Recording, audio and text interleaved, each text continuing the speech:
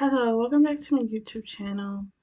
Um, welcome back to my YouTube channel. So this will be part 3 of my series called the Labor and Delivery Staff at University of Maryland Medical Center, also known or abbreviated as UMMC.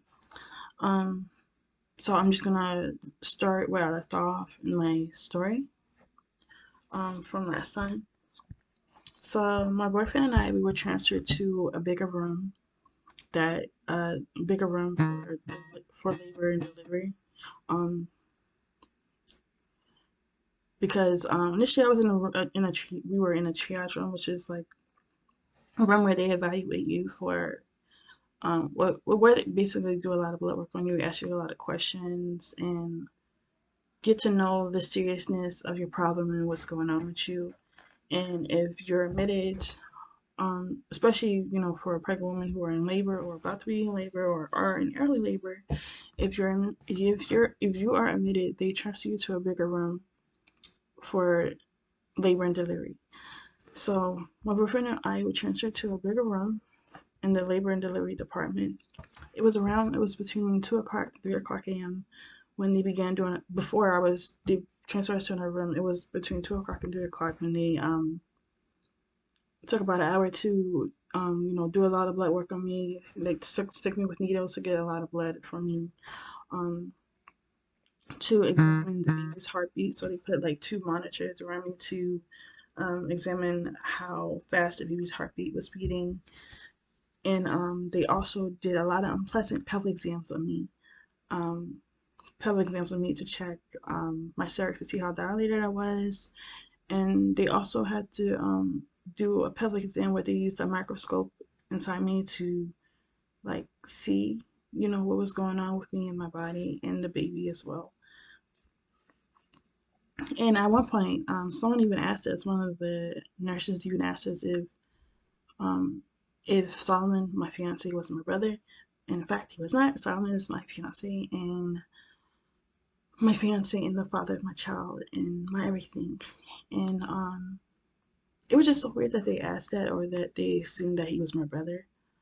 Because no, no, but I assume they asked that or they said that or they even assumed that because I guess, most fathers don't come into the hospital to support the mother of the child or the mother of the children.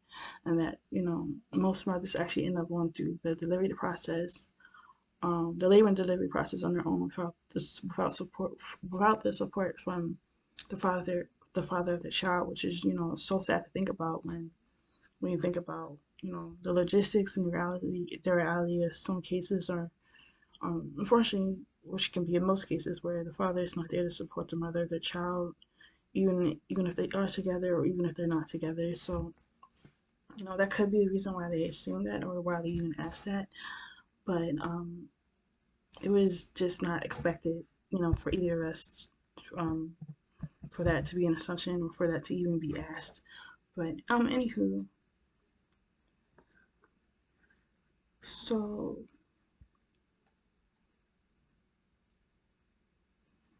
yeah, so it was just weird because Solomon has been there for me throughout the whole entire pregnancy, from the beginning to the end, and so I'm grateful that Solomon has been there for me to support me throughout my whole entire pregnancy. There's been a lot of ups and downs, and I've been emotional, I've been snappy, but mostly emotional and insecure, and all the things, normal feelings that a woman could feel or would feel during their pregnancy. But every woman is different though, so I'm not gonna say what every woman would feel during pregnancy, but what some women would expect to feel like during their pregnancy.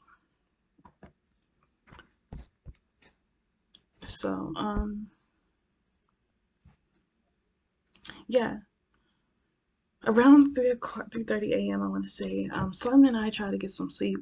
So this is when they put us in the bigger room, and there was like a big couch, like not a big couch, but a big enough couch where someone could sleep on it, and then a recliner.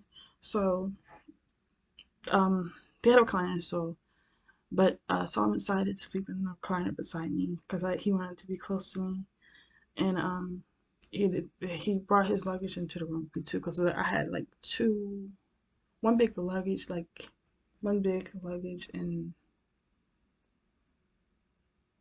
I don't know. I know I had one big luggage with me, and I had some other stuff with me,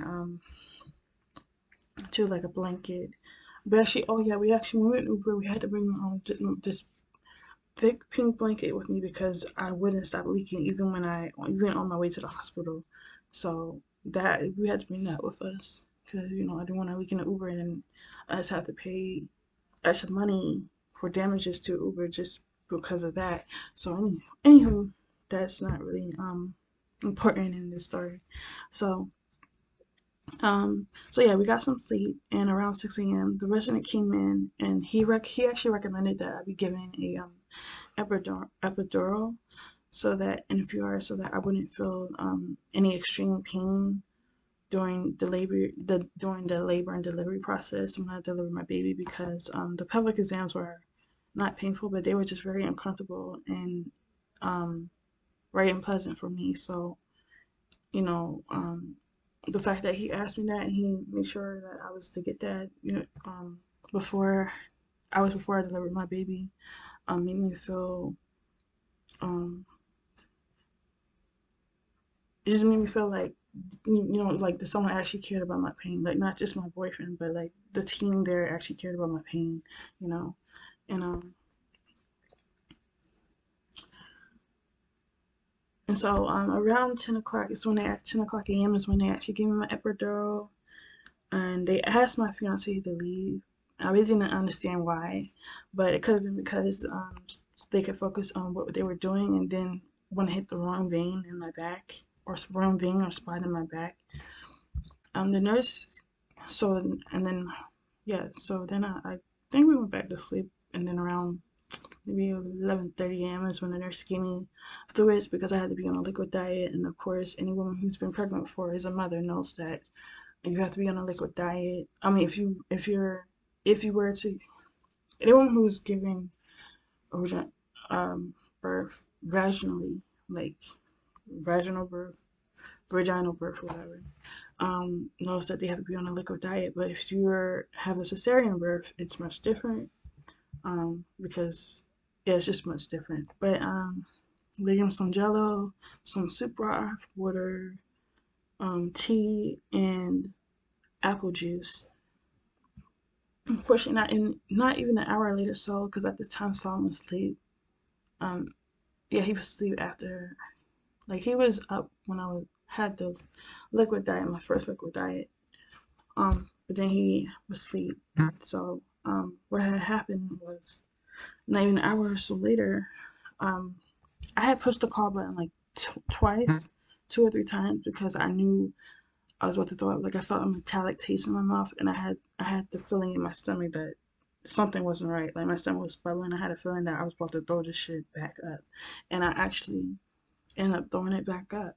Um, so yeah, when I started throwing up, it started him and woke him up, and I threw up the liquid diet about 4 to 5 times in one sitting before the nurse arrived, and it was just horrible. It was just horrible. Like I was really throwing up, and it was just like, bruh, what is going on? Like it was